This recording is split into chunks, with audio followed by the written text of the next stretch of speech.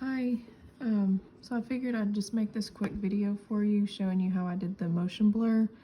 I tried to type it out for you, but it was quite a bit, so I figured this visual might help. Alright, so I start off with the background layer, and what I did was I made a selection of my subject first. So this is what my selection looked like. And this doesn't have to be a perfect selection because you're just going to use it to create the motion blur. So you would just go to your quick select tool right here, and then you can select subject up here at the top, or however you normally select your subject. So then what we're going to do is we're going to take your selection, and I don't make any permanent changes to this one. I will click Control J to create 4 copies, and we're only going to be working with the copies. We'll leave this one alone, the original one, just in case we mess up, and then that way we don't have to redo the selection. So on the first copy, we'll change the opacity here to 80%, the second copy to 60%, the third copy to 40%, and the fourth copy to 20%. Okay, and then we'll just turn these off except for the very first copy, the first copy one. And what we're going to do is, the point of this is we're going to drag and move further out as we go. That way the fourth copy will be the furthest, and it'll also be the lightest. And the ones closer to the subject, the first copy, will have the 80% opacity, then 60, 40, then 20. And then once we blur that, it'll have a pretty cool effect there. So we're going to go to our move tool with our first copy selected, and we're just going to move this. The first one you don't have to move quite as far.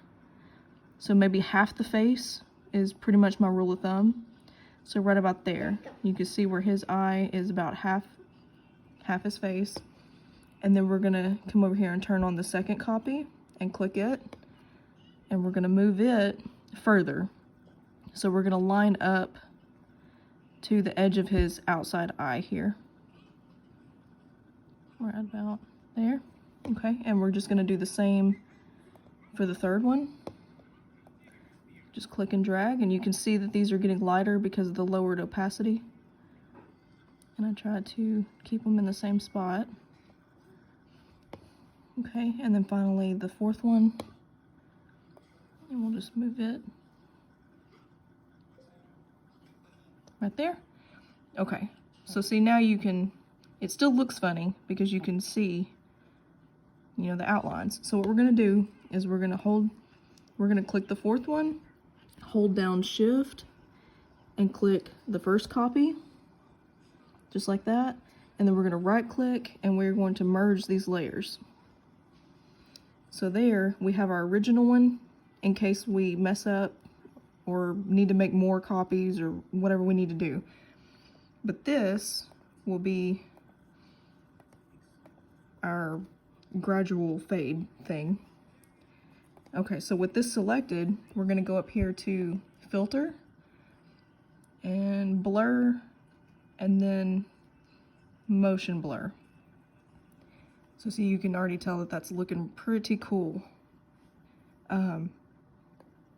Yours may not be defaulted to 1000, it might be somewhere around here.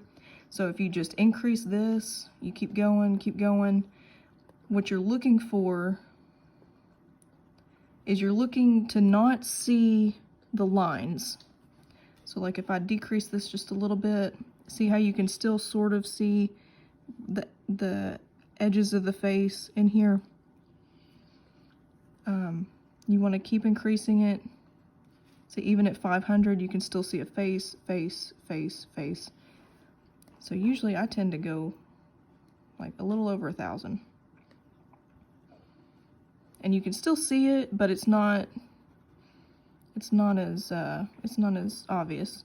Now don't worry about this front part, because we're just gonna brush that off here in a second. So you're just looking for the trail that you want it to go in, and you can play around with these angles. You can make, you can make the blur go in whatever direction you want. Okay, and then I just clicked OK on that. Okay, so now once we have that, we're gonna come down here and create a layer mask, and with a black brush right here, and then black brush at 100% opacity and flow. Make my brush a little bit bigger here.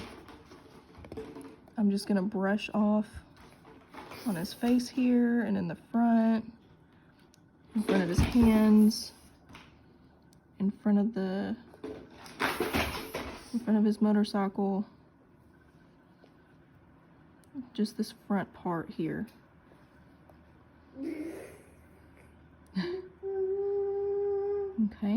Okay, now that's looking good, but this is really strong and heavy. And in some situations that would be okay, but all we have to simply do is go over here with the blur layer selected and just lower the opacity. So that's at 100%, and then as you gradually lower it,